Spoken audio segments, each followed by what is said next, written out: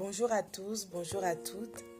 Mon nom est Florence Betterson et je suis très contente d'être de nouveau parmi vous à travers mes vidéos. Donc, comme je vous l'avais annoncé lors de mon précédent vidéo, nous allons partager la parole de Dieu. Je vais vous partager la parole de Dieu. Et du coup, nous allons rentrer directement dans le vif du sujet. Mais avant de commencer, nous allons prier pour remettre ce moment entre les mains du Seigneur. Éternel, mon Dieu, Seigneur, nous te bénissons. Nous te rendons toute la gloire et la grâce qui t'est due. Seigneur, nous te remercions pour cette journée. Bénis en ton nom, Père éternel. Je te recommande la vie de tout un chacun qui écoutera, Seigneur Jésus, cet enseignement. Je te prie, Seigneur Jésus, que ça tombe sur des cœurs, sur un cœur, Seigneur Jésus, disposé, sur un cœur, Seigneur Jésus, qui portera du fruit, Père éternel, sur un cœur qui ta parole, Seigneur Jésus, fera du bien, Père Tout-Puissant. Père éternel, je te prie de prendre totalement le contrôle de cet enseignement, que ton nom soit glorifié, Jésus. Au nom de Jésus, Amen. Amen. Alors, j'ai une question pour vous. À votre avis, pourquoi Dieu vous a créé? Quel est le but de votre existence pour Dieu sur terre? Pourquoi je vous pose la question?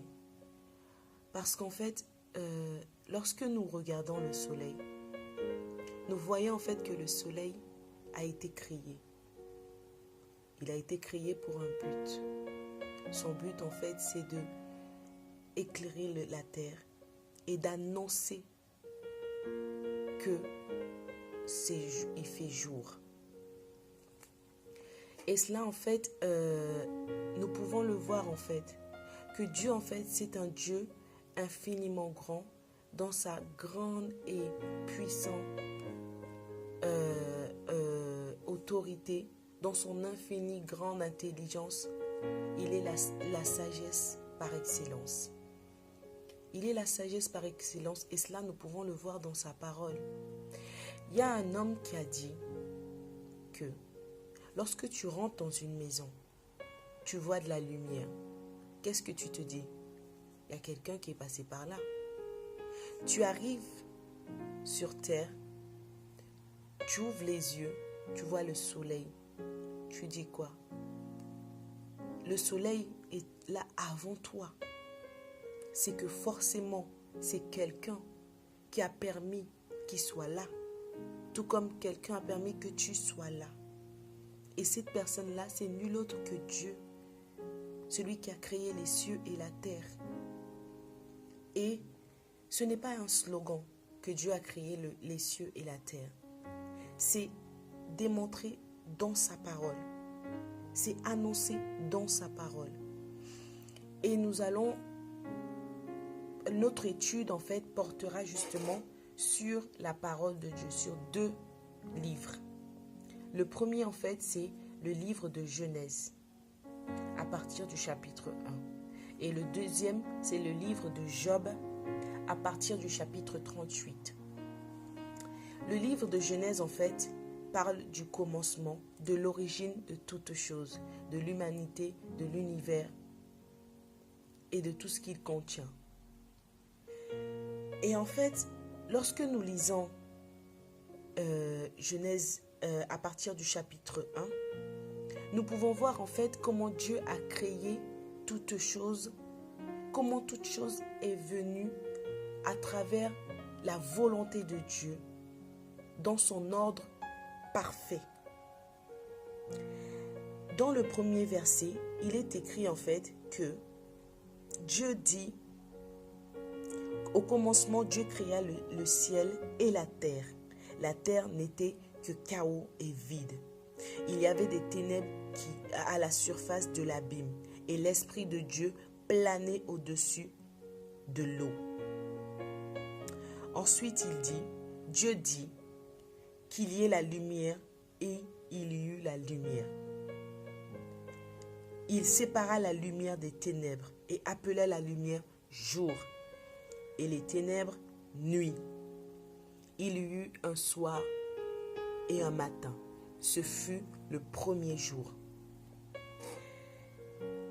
Qu'est-ce qu'on peut tirer de tout cela en fait? On peut le lire jusqu'à la fin du chapitre, comment Dieu a créé toutes choses. Mais lorsque nous lisons cela en fait, nous voyons en fait que chaque élément que Dieu a créé a son jour de naissance. Et chaque élément est venu selon un ordre divin de Dieu. Pourquoi? Parce que Dieu, c'est un Dieu d'ordre. Dieu, c'est un Dieu d'ordre. Lorsque nous regardons même dans le monde, en fait, tout ce que les hommes ont instauré, ont établi, la hiérarchie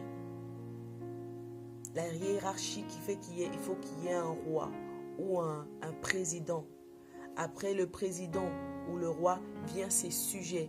Les sujets, ce sont ceux qui gouvernent avec lui. Aujourd'hui, on appelle le gouvernement. Et ensuite vient le peuple. Donc du coup, nous voyons en fait que même le monde en fait a cette mode de fonctionnement d'établir de l'ordre. Chaque chose a sa place. Eh bien, j'ai envie de vous dire en fait simplement que ça ne vient pas de l'homme. Ça vient de Dieu, que Dieu a mis en l'homme.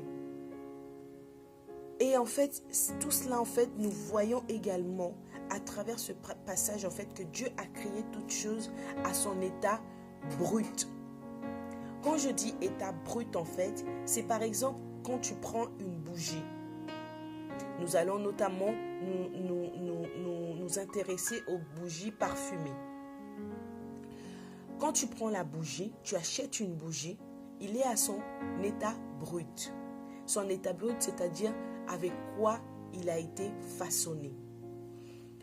Maintenant, tu emmènes la bougie. Donc, la bougie, en fait, a son état brut. Elle sait qu'elle est une bougie. Mais maintenant, sa fonction, son but, pourquoi il a été créé, sera manifesté lorsque il sera allumé. À ce moment-là, quand la bougie est allumée, nous voyons sa fonction. Nous voyons en fait qu'il est là pour éclairer. Et en plus, si c'est une bougie parfumée, il est là pour répandre son odeur dans toute la surface en fait, où il est occupé en fait, afin que cette surface en fait s'imprègne de son odeur pour donner, pour répandre en fait une odeur agréable. Voyez-vous, dans l'environnement en fait. Donc nous pouvons voir cela en fait que toute chose que Dieu a créée a été créée à son état brut.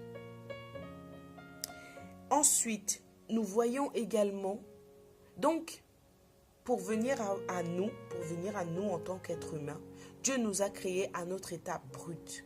C'est-à-dire que nous sommes un corps, nous sommes un esprit, pardon. Nous sommes un esprit vivant dans un corps et qui possède une âme. C'est ce que nous sommes. C'est ce qui nous définit comme être humain. Maintenant, quel est ton but? Dieu, en fait, toute chose qu'il a créée, il l'a créée en fait pour un but en fait. C'est vrai que l'homme dit en fait que personne n'est irremplaçable, pardon. Personne n'est irremplaçable. Mais lorsque tu es dans un domaine à laquelle tu as une certaine capacité, tu es unique dans ce domaine. C'est-à-dire que ta capacité à gérer des situations dans ce domaine en fait sera unique.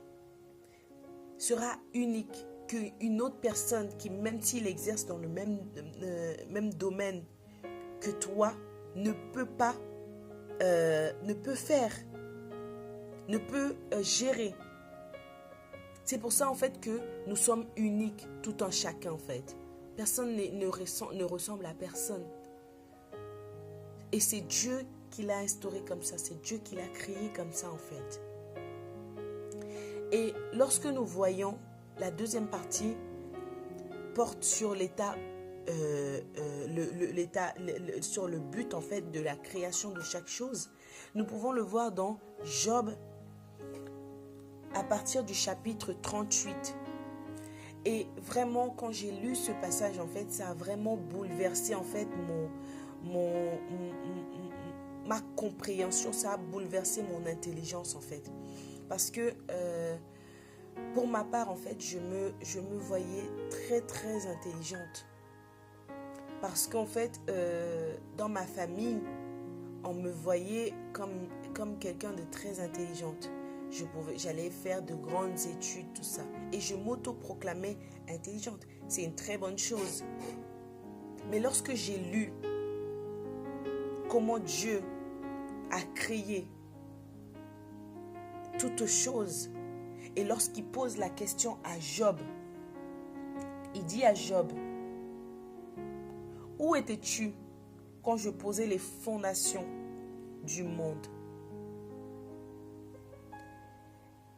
Il demande encore à Job, celle qui m'a vraiment touchée, « Qui a fixé les mesures? Le sais-tu donc? Qui a tendu sur lui la corde d'arpenteur? » Il lui a dit encore dans un autre passage en fait, surtout au niveau par rapport à l'eau, je vais vous le lire.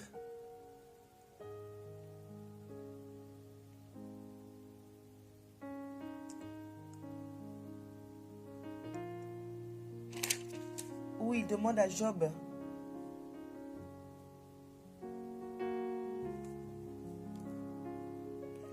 il a demandé à Job, qui a enfermé l'océan par une porte à 2 bâtons? Quand il a jailli, bondissant du sein maternel de la terre, lorsque je fis de la nuée son vêtement et de l'obscurité ses langes.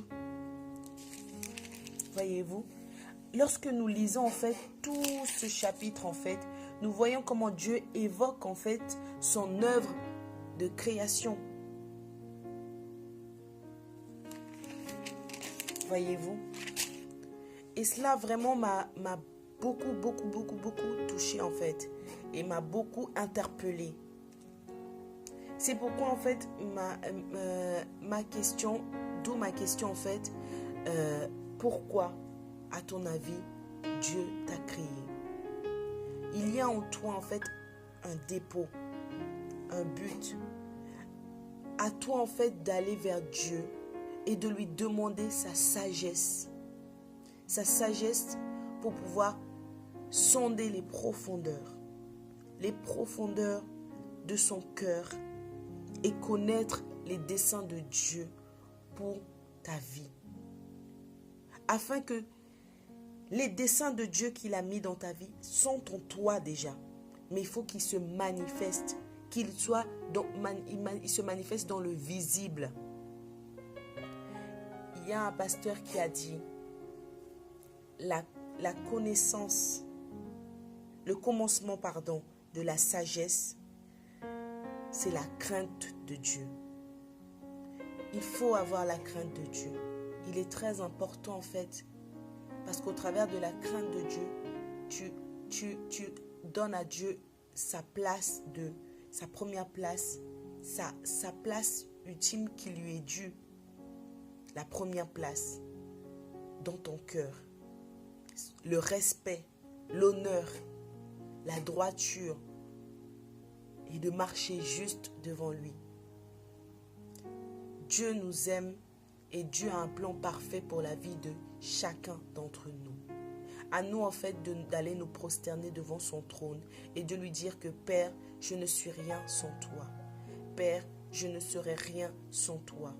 Père, je veux être avec toi. Père, je veux que tu m'utilises pour la gloire de ton nom. Pas pour mon élévation, mais pour ton élévation, Père. Parce que si je vis, c'est pour toi. Si je marche, c'est pour toi. Si je crie, c'est vers toi. Si je pleure, c'est devant toi. Si je me prosterne pour toi. Voici le message que j'avais, l'enseignement que j'avais à vous partager. En tout cas, je bénis le nom du Seigneur pour ce moment qui est assez court. Mais voilà, nous ne minimisons pas le commencement. Mais Dieu dit que la fin de toute chose vaut mieux que son commencement. Que Dieu vous bénisse abondamment, abondamment. Au nom de Jésus.